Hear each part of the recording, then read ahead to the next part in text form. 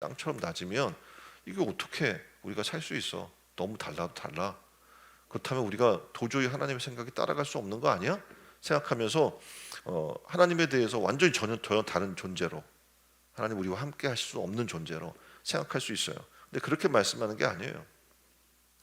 하나님이 우리와 하나님과의 수준 차가 너무 나서 너와 나와는 도저히 상대할 수 없어, 이렇게 얘기하는 말씀이 아닙니다. 이 말씀의 원래 뜻은 사람이 하나님을 찾기 전에는 하나님과 인간 사이가 하늘과 땅과 같이 넘을 수 없는 간격이 있다는 얘기죠.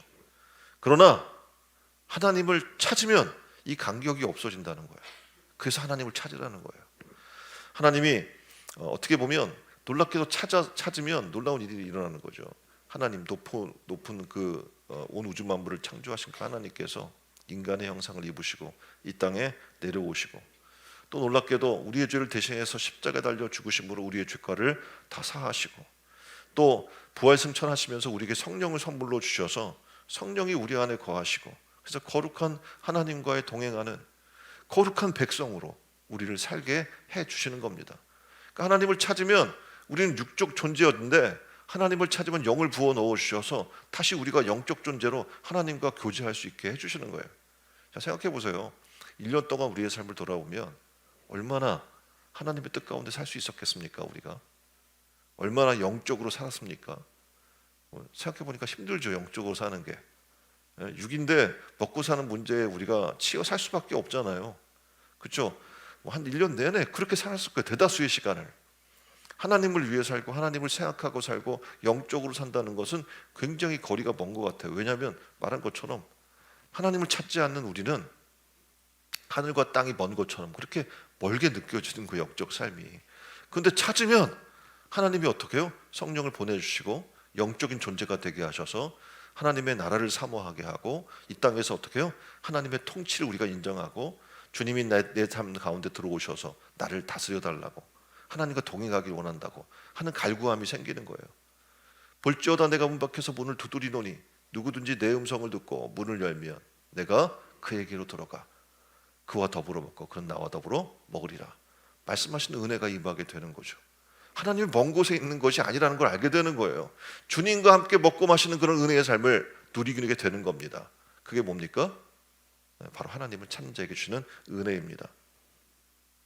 하나님은 이 땅에 오셨어요. 그리고 성령님을 통해서 우리의 생각을 하나님의 생각으로 바꿔주시고 우리의 길을 하나님이 기뻐하시는 길로 인도해 주시는 줄 믿습니다.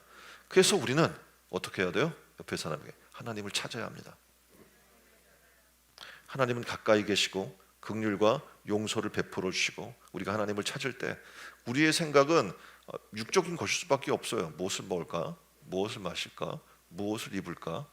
좀 더 내 노후 삶을 어떻게 하면 편안하게 살 수 있을까? 어떻게 하면 건강하게 살 수 있지? 어떻게 하면 우리 가정이 행복할 수 있을까?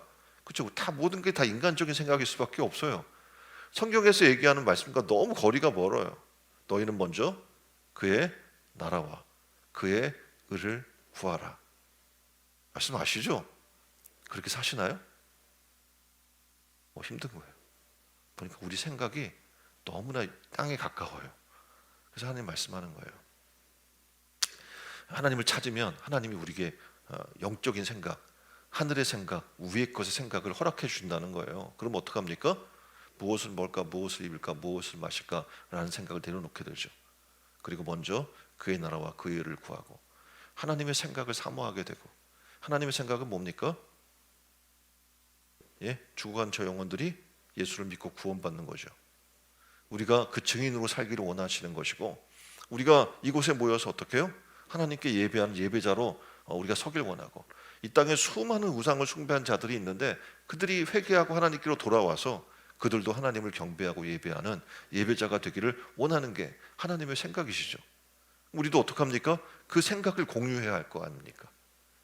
그래서 하나님을 찾아야 돼요. 찾으면 그 생각이 우리 안에 임하게 돼요. 그래서 오늘도 하루를 시작하며 살면서 하나님, 우리가 어떻게 살아야 할까요? 하나님, 우리가 하나님의 나라와 의를 위해 살기를 원합니다. 무엇을 먹을까, 입을까, 마실까가 아니라 주의 나라와 주의 의가 먼저 되게 해주세요.